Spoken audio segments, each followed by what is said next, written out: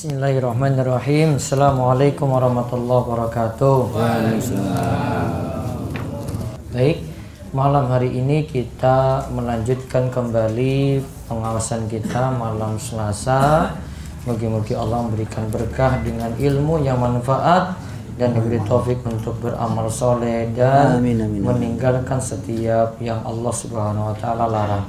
Kita masih melanjutkan seputar haramnya berbuat zalim.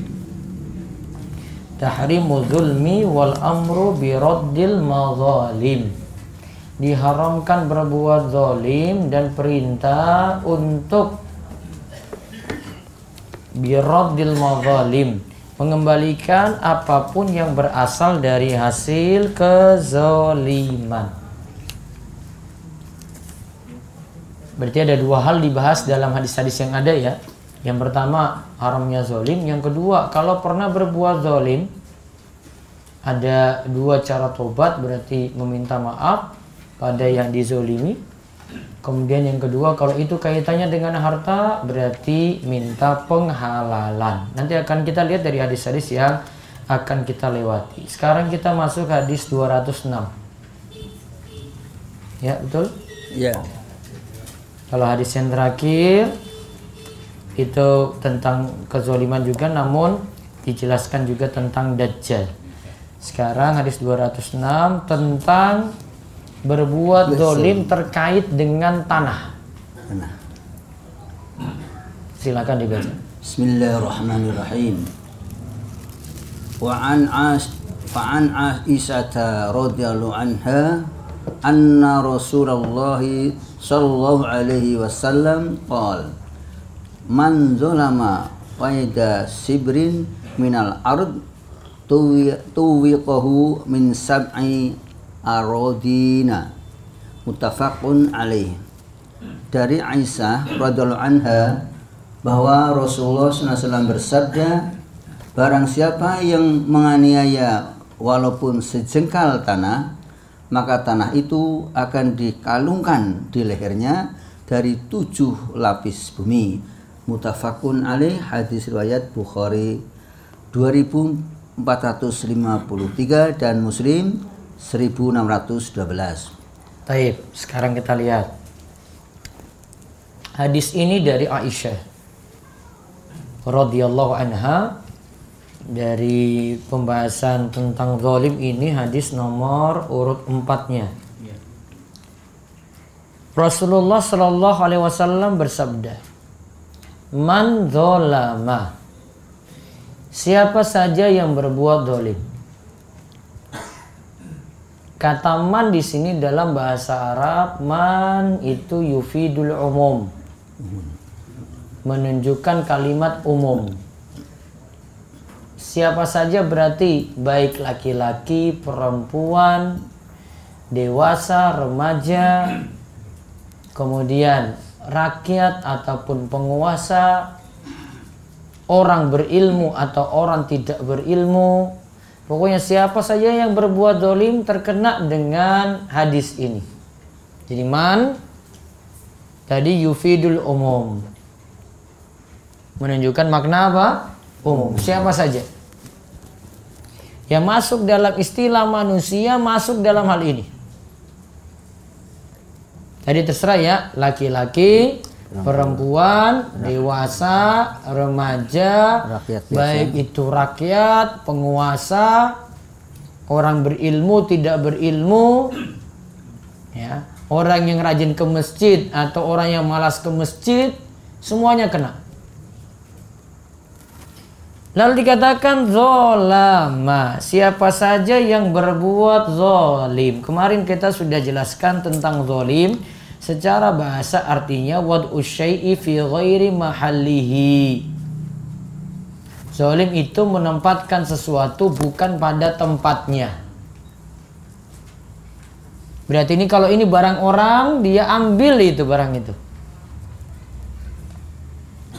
Bukan haknya, dia ambil. Berarti menempatkan yang bukan haknya. Itu pengertian zalim ya. Menempatkan sesuatu bukan pada tempatnya. Milik orang lain dia rampas. milik orang lain dia tidak minta izin, zalim berarti. Di dalam terjemahan buku Riyadhus Shalihin disebutkan qaidah, yang terjemahan tadi ya. Namun kalau Syekh Salim bin Ali Lali beliau baca kida, man zalama kida. Man zalama kida shibrin. Kalau di sini kida diterjemahkan sejengkal, yaitu qadra shibrin. Sekadar cuma 1 jengkal saja. Sini Nabi SAW tidak sebut 1 lengan, tidak sebut sekian meter, enggak. Mulai dari yang kecil saja. Coba kalau dia buat zalim dengan kadarnya 1 jengkal saja. Kida shibrin minal ard. Dia buat zalim sejengkal dengan sejengkal tanah. Ini lagi bahas tanah ya. Berarti dia ambil atau rampas orang lain berupa tanah. Tuwiqahu min sab'i aradin. Tuwiqahu min sab'i aradin.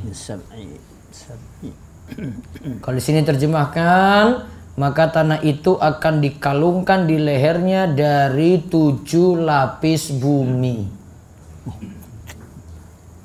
Kalau Syekh Salim bin Ali Lali katakan, kalafallahu ayyan kila ma zalamahu minna fil qiyamah ilal mahsyar wa yakunu katuki fi unukihi. Yaitu Allah akan membebankan dia dengan memindahkan apa yang dia buat zalim tadi nanti pada hari kiamat, nanti sampai pada padang mahsyar, yaitu yang dia tadi ambil itu diikat di lehernya ya, dikalungkan di lehernya. Namun tadi diambil 1 jengkal, malah dibalas 7 lapis bumi. Bumi ada berapa lapis? 7. Nah, berarti 1 jengkal ini ke bawahnya. Ya, karena dianggap orang memiliki tanah di atas, dia memiliki bawahnya juga. Ya kan? Berarti 1 jengkal saja 7 lapis ikut serta. Berarti kesimpulannya kalau orang punya tanah di atas, dia beli tanah, berarti bawahnya juga tanah dia.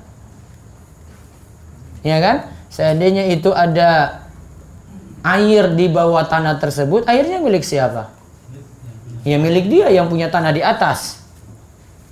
Maka nggak boleh ada yang klaim, enggak saya dapat mata airnya, tanah siapa dulu? Ya, apa? Ada emasnya, emasnya di bawah tanah siapa? Dia punya 7 lapis itu tuh. Itu ikut serta itu milik dia. Kalau dia miliki itu. Sama seperti ini ya, dia ambil 1 jengkal, dianggap yang di bawah-bawahnya juga ya, seperti yang dia rampas berarti. Jadi bukan hanya 1 jengkal, cuma lapisan atas saja. Maka tadi dikatakan, maka tanah itu akan dikalungkan di lehernya dari 7 lapis bumi. Berarti tanah 1 jengkal tadi ikut serta 7 lapis di bawahnya. Kok berat banget ya, padahal cuma 1 jengkal loh kalau kita hitung itu. Kurang dari setengah meter aja nggak nyampe loh itu. Takut. Nah sekarang faedah saking hadis. Ini jadi dalil jangan remehkan kezoliman walaupun sedikit. Tadi ukurannya berapa? Sejengkal. Berapa jam? Maka jangan remehkan kezoliman walaupun cuma kecil, sedikit atau 1 jengkal. Lamanya berapa jam? Lamanya oleh kalungan berapa jam? Lamanya dikalungkan, wallahu alam, nggak disebut tadi dikalungkan berapa jam. Nggak ada di situ disebutkan Pak Nasir. Cuma kan disebutkan dikalungkan dengan 7 lapis bumi tadi yang sejengkal tadi itu. Menitnya sudah beratnya kayak gimana, coba lihat. Tadi ya, tidak boleh menganggap remeh dosa walaupun itu kecil ya, kezoliman walaupun itu kecil, walaupun itu sedikit, walaupun itu cuma 1 jengkal. Berarti sama juga bentuk yang lainnya kaitannya dengan harta. Tidak boleh berbuat zalim walaupun 1 rupiah saja. Sama juga tidak boleh korupsi walaupun cuma 1 rupiah saja. Tidak boleh manipulasi. Manipulasi apa ki bentuknya macam-macam ya. Kadang yo amplop kosong. Kwitansi. Yes. Amplop kosong diapain? Ya dicap. Terus diisi dah, akal-akalan kan? 100.000 jaluk piro? Tambah 0. Hah? Iya tambah 0. Kurang ajar 1 juta. Wah, itu dolim banget 900.000 itu.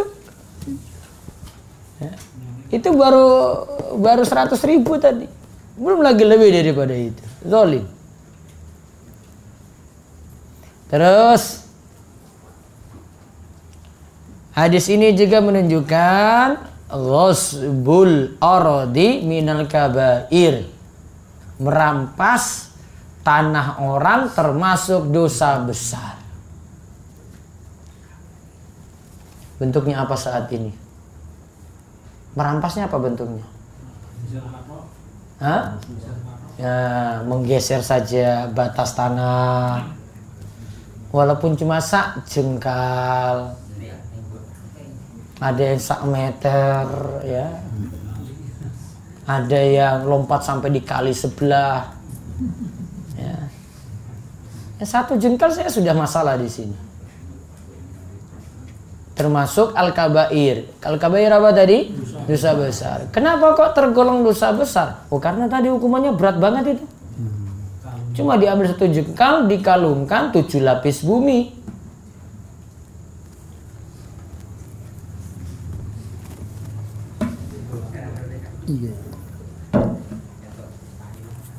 Terus faedah yang berikutnya lagi, siapa yang memiliki tanah maka dia juga memiliki yang di bawahnya.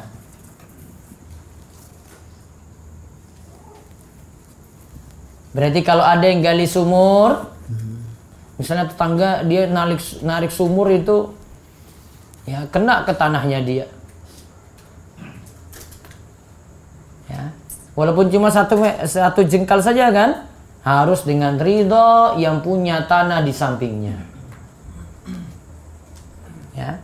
Misalnya dari atas itu tanah milik dia, namun karena lubang makin melebar, kena tanah orang kanan kiri. Berarti yang punya tanah tersebut itu dia memiliki bawahnya juga. Berarti dia harus minta izin pada yang punya tanah sebelah. Bisa jadi tanahnya jadi miring begini. Terus kena tanah orang sebelahnya itu. Ditarik dari atas sampai bawah itu kena tanahnya. Nah, yang punya tanah orang tadi itu dia harus minta izin. Cari ridhonya dulu. Pak, ini saya maaf. Saya merembet sampai di sini, ini saya ngebor ini.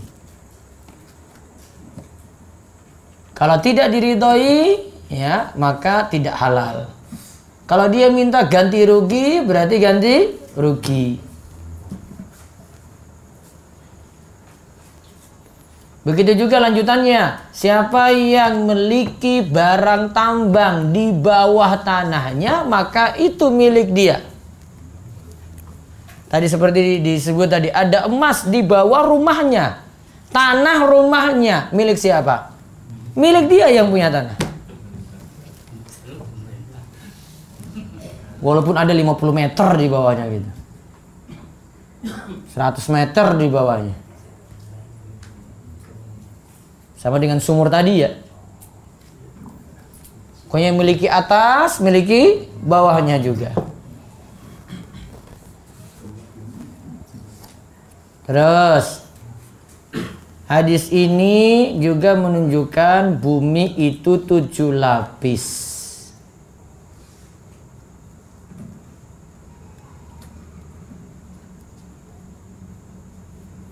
Tujuh lapis ini bersambung nggak? Bersambung atau tidak? Bersambung. Karena kalau masing-masing lapis terpisah, cukup ngambil atas, nggak kena bawah kan? Ternyata ngambil atas 1 jengkal dianggap ngambil semuanya 7 lapis. Berarti nyambung semua. Maka siapa yang ngambil atas berarti dianggap mengambil bawahnya. Berarti nyambung antara atas dan bawah ini. Dan harusnya hukumannya 1 jengkal. Saya cuma ambil 1 jengkal, ini cuma sekian senti. Harusnya saya hukumannya kayak gitu kan di akhirat. Namun Allah nganggap itu nyambung semuanya itu. Berarti ini bersambung.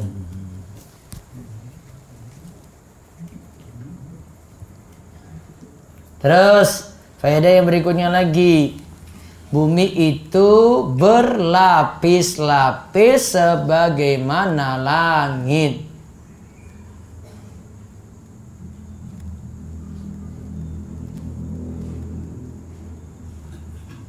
Sebagaimana Allah katakan dalam surat At-Talaq ayat 12. Allahul ladzi khalaqa sab'a samawati wa minal ardi mislahun. Allah yang menciptakan 7 lapis langit. Dan bumi juga seperti itu. Berarti langit 7 lapis, bumi 7 lapis.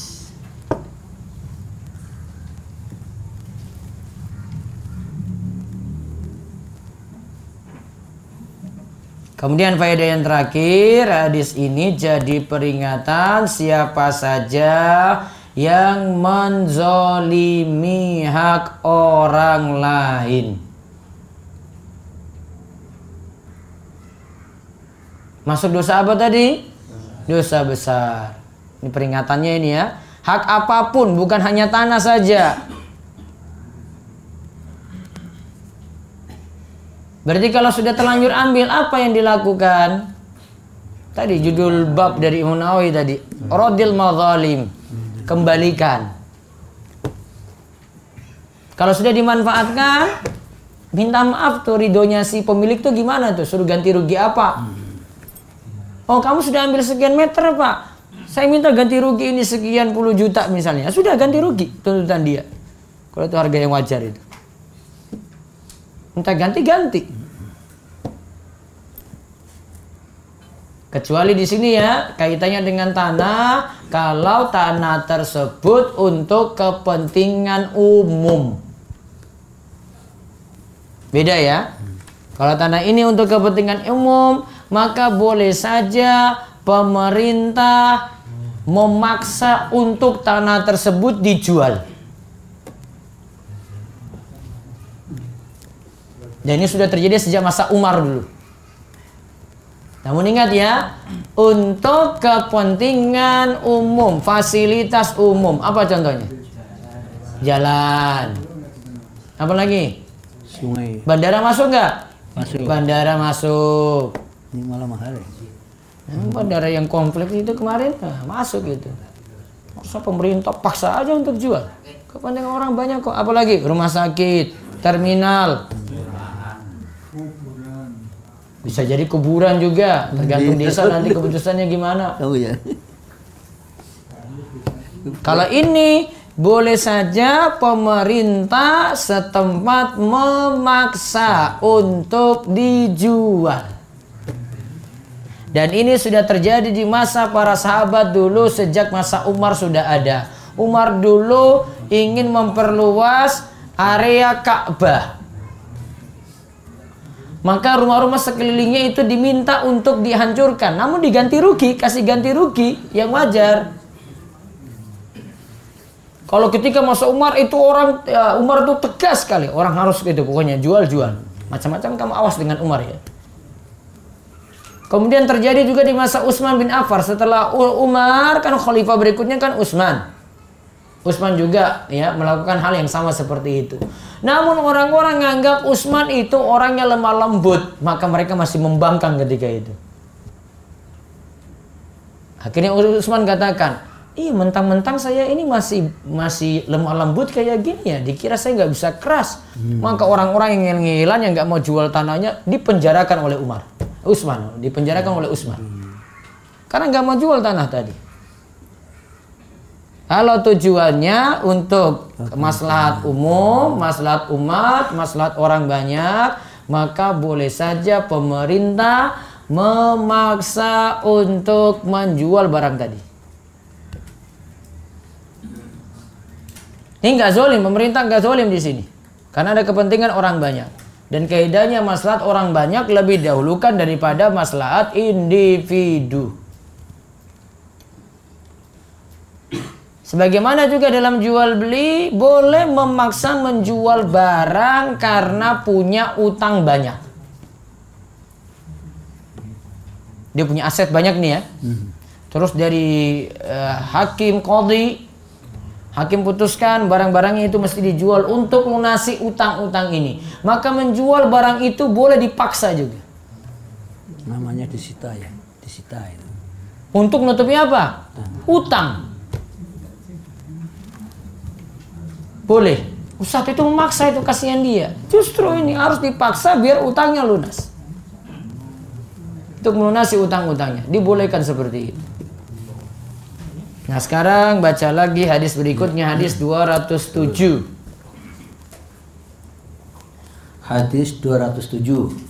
Wa an Abi Musa radhiyallahu an qala Rasulullah sallallahu alaihi wasallam innallaha la yumli lizzalimi fa idza akhadahu lam yuflithu summa qara'a wa kadzalika ahzu rabbika idza khadal qura wa hiya zalimatun inna akhdahu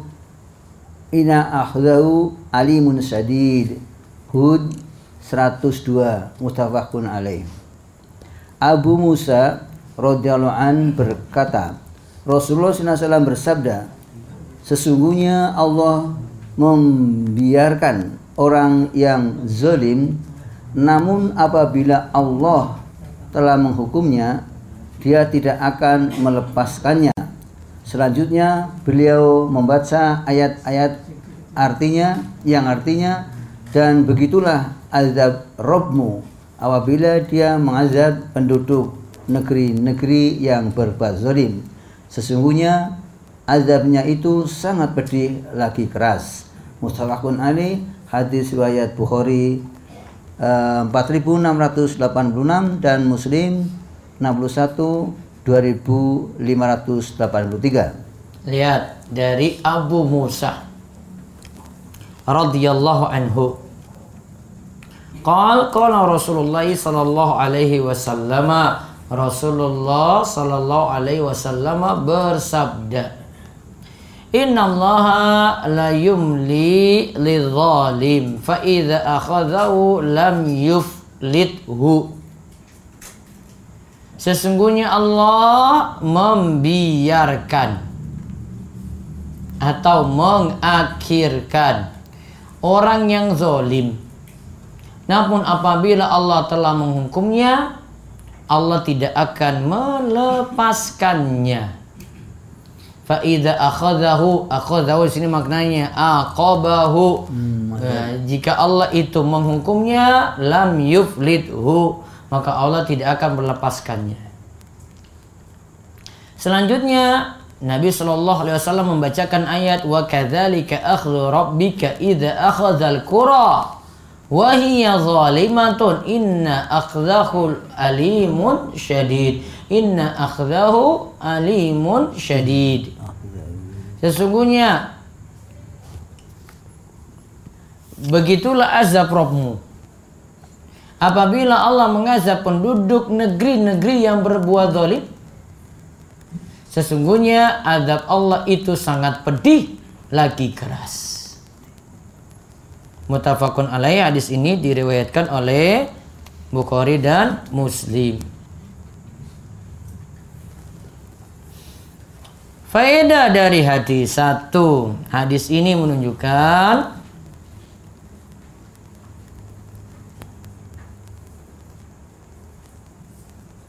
bahwa Allah bisa membiarkan orang yang zalim untuk terus berbuat zalim.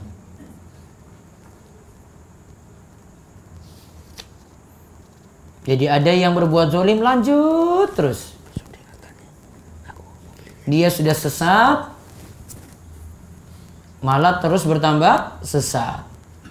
Falamma zaghu azaghallahu qulubahum. Ketika mereka itu sesat, maka Allah membuat mereka juga tambah sesat. Seperti dalam surat As-Saff. Kemudian bisa juga Allah segera menghukum orang-orang yang berbuat zalim.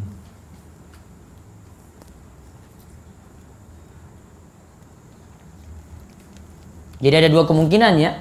Orang yang berbuat zalim bisa jadi dibiarkan terus-menerus masih hidup enak. Dikasih nikmat masih terus dapat nikmat saja. Bisa jadi juga Allah beri hukuman dengan segera.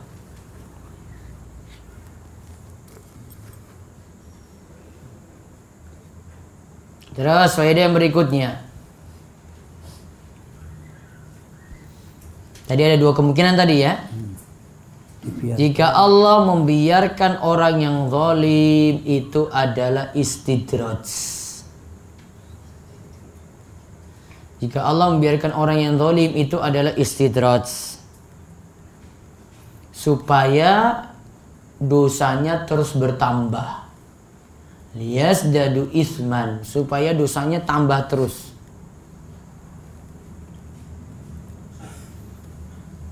Kalau dosanya bertambah berarti hukumannya juga nantinya bertambah.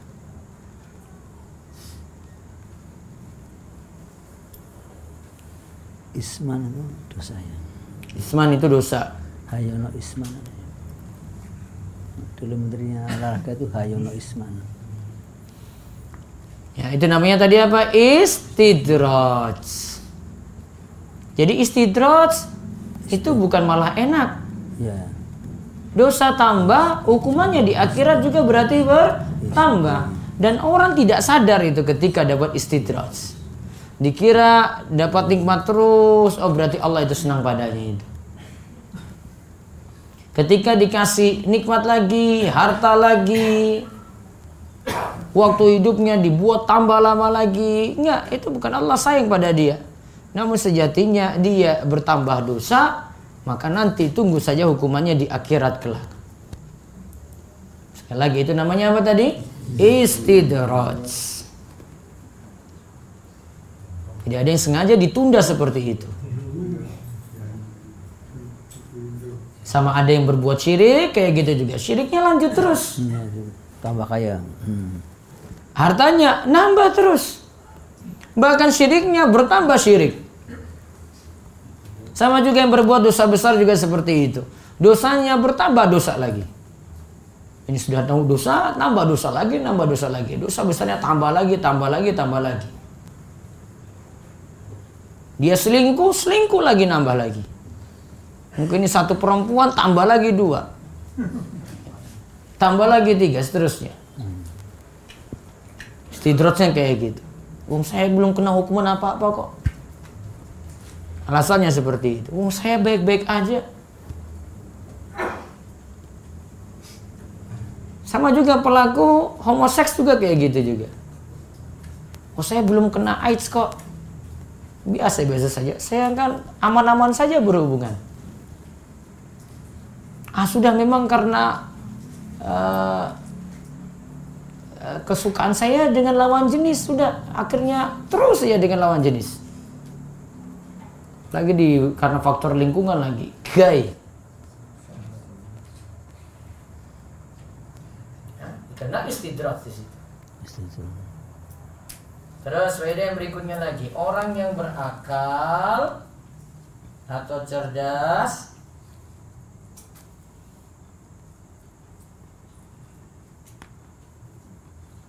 tidak boleh merasa aman dari siksa Allah.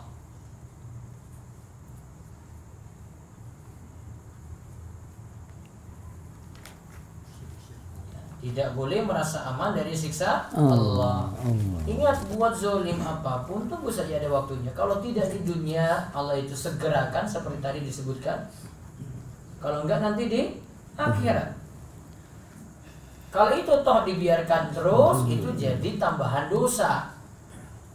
Bagaimana tadi disebutkan, jadi tambahan dosa, akhirnya siksaannya juga makin tambah berat. berat.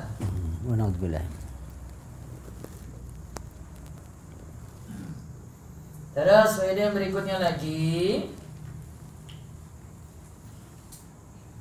kalau tadi tidak merasa aman dari siksa Allah ya, berarti orang yang berbuat zalim harus segera mengembalikan hak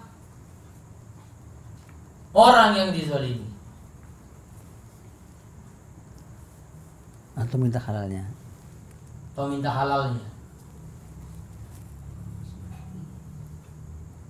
Karena Allah akan beri siksa nantinya, entah di dunia maupun di akhirat ya. Maka untuk selesai hal itu, minta kehalalan tadi, minta maaf, barangnya dikembalikan, tergantung itu orang yang dizalimi itu gimana.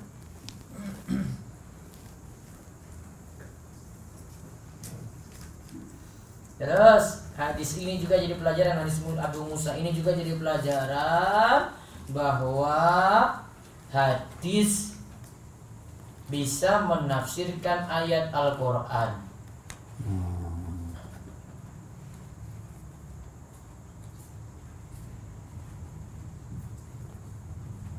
Atau sebaliknya. Ya, atau sebaliknya. Kalau di sini hadis malah dijelaskan dengan Al-Quran, dipertegas lagi dengan Al-Quran, karena Nabi SAW sebutkan hadisnya, lalu beliau bawakan ayat. Wa kadzalika akhdhu rabbika idza akhadzal qura. Dan demikianlah Allah itu menyiksa suatu negeri. Wa hiya dzalimatun, di mana negeri tersebut penuh kezaliman. Inna akhdahu alimun syadid. Ingat, siksa Allah itu alim, pedih, syadid, keras.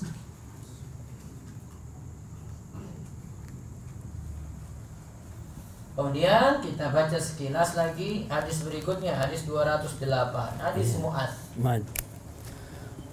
Wa an Mu'adz radhiyallahu an qala ba'atsani ya Rasulullah sallallahu alaihi wasallam faqala innaka ta'ti qauman min ahlil kitab fad'uhum ila syahadati alla ilaha illallah wa anni rasulullah fa inhum ata'u lidzalik fa'limhum annallaha qad iftarada alaihim khamsa salawatin fi kulli yawmin wa lailatin fa inhum ata'u lidzalik fa'limhum annallaha qad iftarada alaihim sadaqah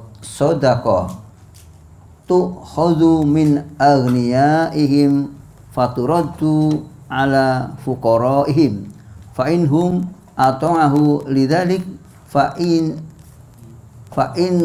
iyyaka wa karaima amwalihim wattaqi da'watal madlum fa innahu laysa bainaha wa bainallahi hijab. Muttafaqun alaih. Mu'adz radhiyallahu an berkata, saya diutus oleh Rasulullah SAW, lalu beliau bersabda, sesungguhnya engkau akan mendatangi suatu kaum dari ahlul kitab, maka ajaklah mereka itu kepada bersaksi bahwa tiada ilah melainkan Allah dan bahwa aku adalah utusan Allah. Jika mereka telah mentaati hal itu, maka beritahukanlah bahwa Allah telah mewajibkan atas mereka akan sholat 5 kali dalam sehari semalam. Jika mereka telah mentaatinya, maka beritahukanlah kepada mereka bahwa Allah telah mewajibkan atas mereka sedekah diambil dari keluarga mereka yang kaya, kemudian diberikan kepada golongan mereka yang fakir miskin. Jika mereka mentaatinya, maka jagalah harta-harta mereka yang dimuliakan, yakni yang menjadi milik pribadi mereka. Takutlah akan doa orang yang dianiaya, mereka sesungguhnya tidak ada tabir yang menutupi antara doanya itu dengan Allah. Muttafaqun alaih, hadis riwayat Bukhari 1458 dan Muslim 29/19 titik. Baik. Hadisnya dari Mu'adz. Mu'adz ketika itu diutus ke negeri Yaman, dan Yaman ketika itu banyak ahli kitab. Keadaannya berbeda kalau dia diutus kepada orang-orang musyrik. Kalau ini kepada orang-orang yang sudah punya keyakinan, ya, bukan orang yang animisme, ya, paganisme, bukan orang yang berhala. Nah, mereka adalah orang-orang yang sudah kenal agama. Maka ketika itu Rasulullah SAW mengutusku, kata Mu'adz, Mu'adz, innaka ta'ti qauman min ahlil kitab. Engkau akan datangi ahli kitab. Berarti objek dakwah sudah diterangkan. Yang akan dihadapi siapa itu sudah dijelaskan dulu oleh Nabi. Maka kalau ada yang mau ngisi di tempat panjenengan, Pak, kalau ada yang ngisi di masjid panjenengan, Ustadz ngisi dari luar, beritahu keadaan jamaahnya itu gimana. Ustadz, ini masih malah sholat, Ustadz, diingatkan ini saja, Ustadz, gak usah yang berat-berat, gitu. Jangan sampai materinya terlalu tinggi yang buat pusing. Mudeng. Terus, fad'uhum ila syahadati alla ilaha illallah wa anni rasulullah. Maka dakwahi mereka pada syahadat la ilaha illallah dan persaksikan aku adalah utusan Allah. Berarti Rasulullah meminta pada Mu'adz, ingatkan orang Yaman tadi akan tauhid. Di sini supaya mengesahkan Allah dalam ibadah dan juga supaya manut Rasul dalam tuntunannya. Manut Rasul sallallahu alaihi wasallam dalam tuntunannya. Lalu Nabi katakan, fa innahum ata'u lidzalik, jika mereka telah mengikutimu dalam hal itu, fa'alimhum anallaha qad iftarada alaihim khamsa shalawatin fi kulli yaumin wa lailatin. Maka ingatlah bahwa Allah telah wajibkan mereka sholat 5 waktu sehari semalam. Mulai dari subuh, zuhur, asar, maghrib, isya. Fa innahum ata'u lidzalik, jika mereka mentaatimu dalam hal itu, menaati dalam apa? Salat. Nah, dalam sholat, sudah mau sholat setelah bertauhid tadi. Fa'alimum anallaha qad iftarada alaihim shadaqatan tu'khadhu min agniyaihim faturaddu ala fuqaraihim. Maka ingatkan mereka bahwasanya Allah wajibkan pada mereka sedekah. Sedekah itu nama lain dari zakat. Diberikan keterangan situ, sedekah sama dengan zakat. Namun nantinya ada sedekah yang wajib, ada sedekah yang sunnah. Yang wajib itu zakat 2,5%. Namun tergantung ya, bukannya 2,5% ya. 5% bisa. Hah? 2,5% apa lagi? Kalau beras itu 5%. 5%, 10%, 20%. Kalau airnya beli. Terus tu'khadhu min agniyaihim, ambil dari orang-orang kaya di tempat tersebut, orang-orang kaya di antara mereka. Namun standar kaya di sini jika telah memenuhi nisab. Karena ada yang kaya namun banyak utang. Iya tak? Ada yang kaya, aset pentingnya untuk dikeluarkan zakatnya nggak ada. Di sini tuqadu min agniyaim, diambil dari orang kaya. Maka syarat orang yang bayar zakat itu harus goni, kaya. Kalau baru beranjak untuk kaya tidak memenuhi nisab, maka tidak kena zakat. Baru beranjak untuk sugih, belum. Maka dalam zakat itu ada istilah nisab. Nisab ini untuk jadi standar siapa kaya atau tidak. sudah nisab ini tercapai, misalnya Nabi sebut dalam satu hadis, nisabnya dirham itu 5 uqiyah sama dengan 200 dirham. Nisabnya unta kalau sudah mencapai 5 ekor. Sapi 40. Nisabnya hasil pertanian, tanaman 1 ton. Hah? Berapa? 1 ton. 1 ton. 5 wasak. 5 wasak itu 300 sok. 300 sok itu sekitar 750 kilo. Nabi sebut dalam satu hadis nih. Nah, jika sudah terpenuhi nisab itu tercapai, baru disebut ghani, agniya, disebut kaya. Jadi kaya untuk standar zakat beda lagi. Ya. Contoh emas, emas punya emas, namun bukan sekadar punya emas saja. Emas harus dimiliki 20 dinar, miskol, 20 miskol atau 20 dinar. Itu sekitar 85 gram emas murni. Bukan hanya sekadar punya emas. Koin berarti ya, koin emas ya. Koin emas. Kalau nggak murni nanti disetarakan dengan emas murni, itu harganya setara berapa gram. Tetap kena juga. Nah, ingin dijelaskan di sini. Kenapa saya singgung tentang goni ini? Ini untuk membedakan mana orang yang kena wajib zakat karena ada nisab. Maka zakat itu sifatnya tidak menzolimi. Paham ini ya? Ya. Ada sampai jumlah tertentu dulu. Belum sampai jumlah ini tidak kena zakat. Sekarang silakan Bapak Ibu-ibu bandingkan dengan pajak. Oh ya. Pajak itu ada nisabnya enggak? Tidak. Hah? Pajak itu ada nisabnya enggak? Enggak. Tidak. Mau kaya kayak kena, mau miskin juga kena. Namun kalau zakat, lihat nisab dulu. Kreditan kena. Ya. Kalau pajak gak lihat itu kreditan atau enggak, pokoknya gue bayar pajak, Pak.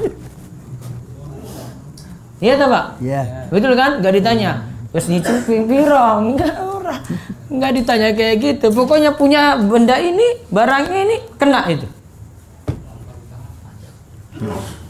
Kalau zakat, bedanya itu zakat itu masih memperhatikan kondisi kaya, kondisi miskin. Syariat Islam itu rahmatan lil alamin itu kayak gitu. Iya ya. Sekarang kalau gitu, kalau pajak sendiri beda, zakat sendiri beda, berarti yang sudah bayar pajak, bayar zakat enggak? Ya enggak. Apa? Anu, Kalau sudah bayar pajak, bayar zakat enggak? bayar. Bayar enggak? Bayar. Bayar harus bayar. Ustadz itu sudah kena pajak, resikomu orang kaya.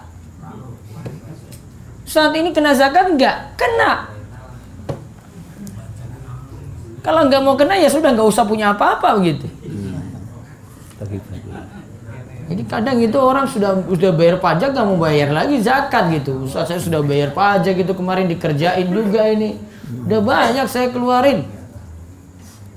Masalah pajak beda, masalah zakat beda. Resikomu sebagai rakyat. Resiko sebagai rakyat. Kalau nggak usah jadi rakyat. Tinggal di mana gitu.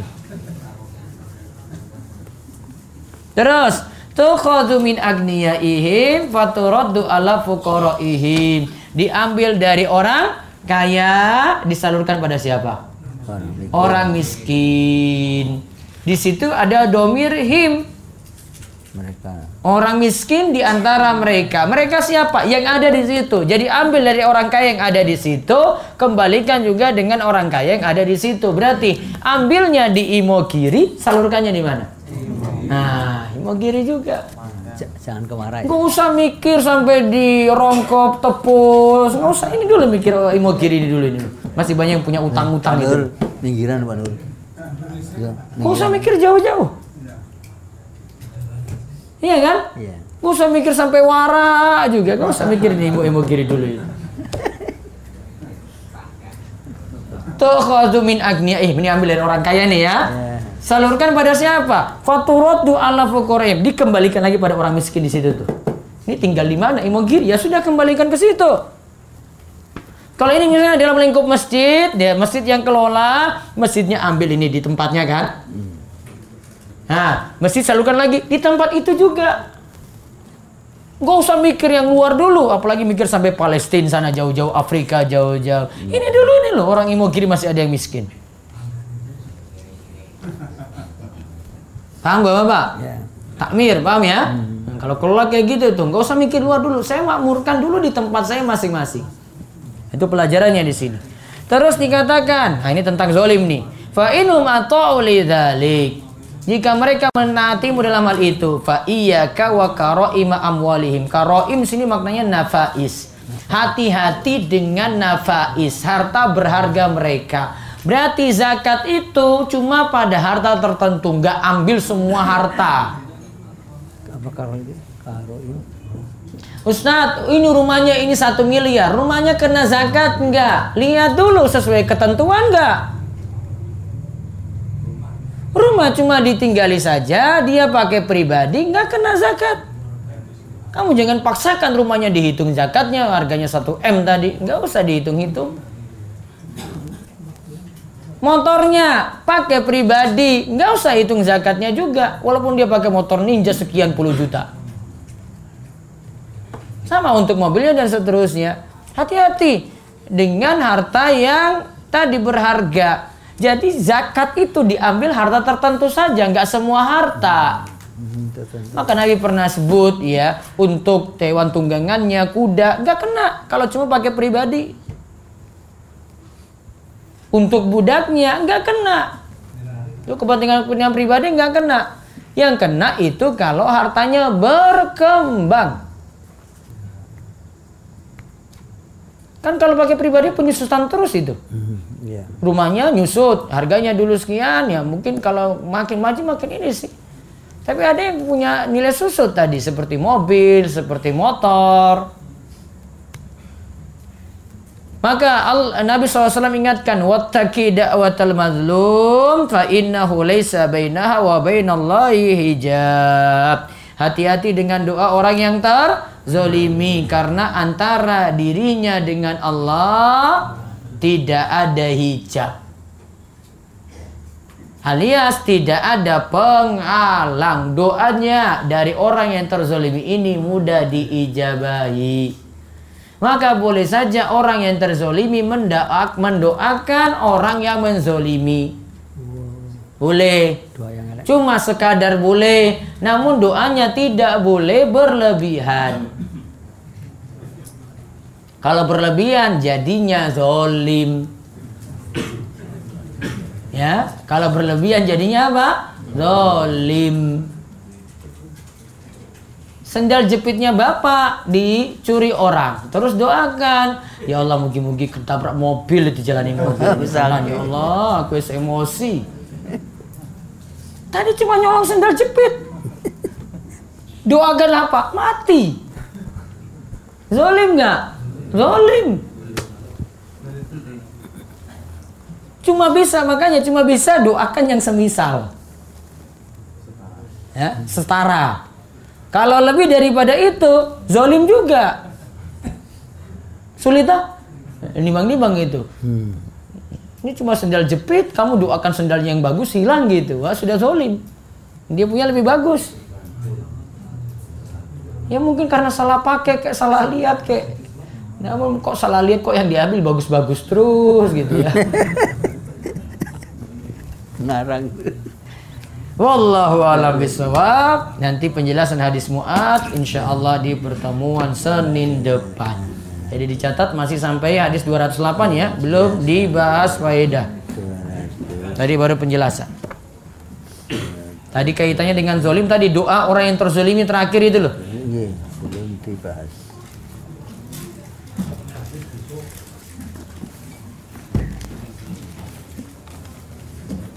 Bagaimanakah cara zikir setelah sholat yang paling ringkas?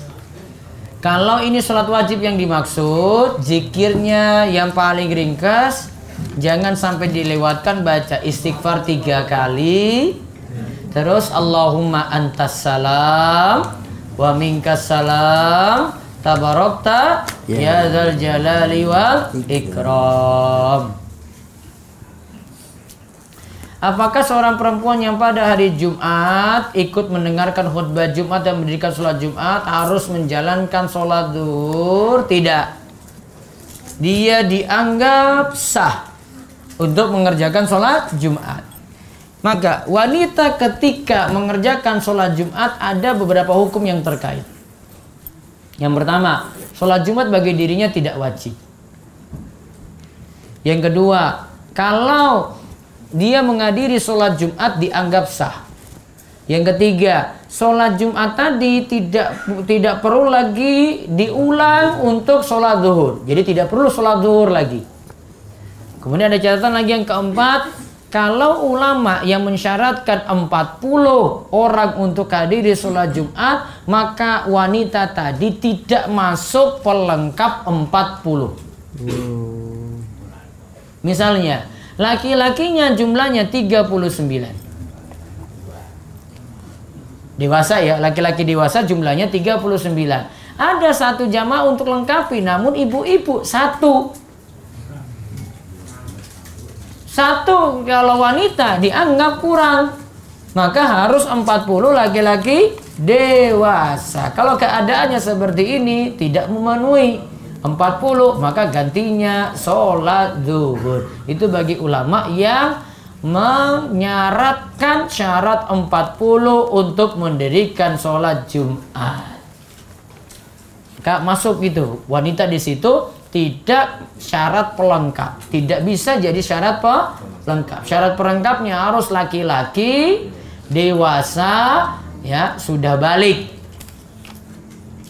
Dan mereka laki-laki yang mustautin. Mustautin itu menetap di situ, tidak punya keperluan lagi untuk hajat safar selanjutnya, kecuali safar ini jika ada kebutuhan. Bagaimana cara untuk menebus dosa bila kita pernah mengambil hak orang lain tetapi orang yang kita zalimi sudah tidak tahu keberadaannya? Tadi kalau kita tahu keberadaannya, satu apa? Minta maaf ya. Atau tadi kembalikan barangnya toh? Ya. Atau minta kehalalannya istilahnya. Kalau ini orang yang kita buat zalim itu tidak diketahui, maka banyak-banyak doakan dia. Contoh, pas dulu SMP biasanya makan gorengannya itu 5 cuma dibayar 1. Orang kondangan ya. Ambil gorengan 5, gue dibayar 1. Oh, yang jualan ini, wah simbah-simbah dulu.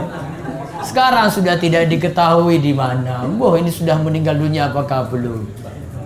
Nah, untuk balas ini kalau dia masih hidup berarti nyaur sekarang ini. Mbah, dulu saya ini langganan gorenganmu. Biasanya saya itu makan 5, bayar 1. Kamu hitung-hitung nih sudah berapa kali. Kalau nggak bisa ya sudah minta kehalalannya, Mbak, saya cuma bisa bayar ini, yang lainnya dihalalkan J. Nah sekarang simbah itu tadi nggak ada. Ya, simbah itu nggak ada. Itu di tahun 60-an lagi. Sudah nggak ada, sudah jelas dia sudah nggak ada gitu. Maka doakan dia. Doakan dia atau sodakoh. Kalau ini uang ya, uang berarti sodakoh dengan uang tadi, atas namakan simbah tadi. Kalau enggak, doakan dia. Kalau ini bentuk yang lainnya yang bukan dalam bentuk uang. Bagaimana posisi kepala jenazah atau mayit saat disolatkan? Apakah berbeda antara jenazah laki-laki dan perempuan? Kalau imamnya nanti menyolatkan jenazah laki-laki di kepala, kalau perempuan di tengah. Ya, pokoknya di tengah. Istilahnya seperti itu. Kalau jenazahnya perempuan. Ustadz, saya pernah mengikuti suatu kajian, lalu dijelaskan bahwa apabila di suatu kebun ada curug atau mata air yang berasal dari tanah, maka curug itu milik umum. Apakah benar seperti itu? Asalnya milik siapa yang punya tanah itu dulu. Kecuali untuk tanah yang tidak bertuan. Maka nanti ya ini jadi milik, asalnya milik negara berarti. Wallahu a'lam. Apakah akar pohon tetangga yang sampai di tanah kita termasuk milik kita? Angel juga sih ya. Ini sama dengan pembahasan kita tadi ini. Sama seperti saya bahas sumur tadi. Sumurnya kok sampai tanah sebelah.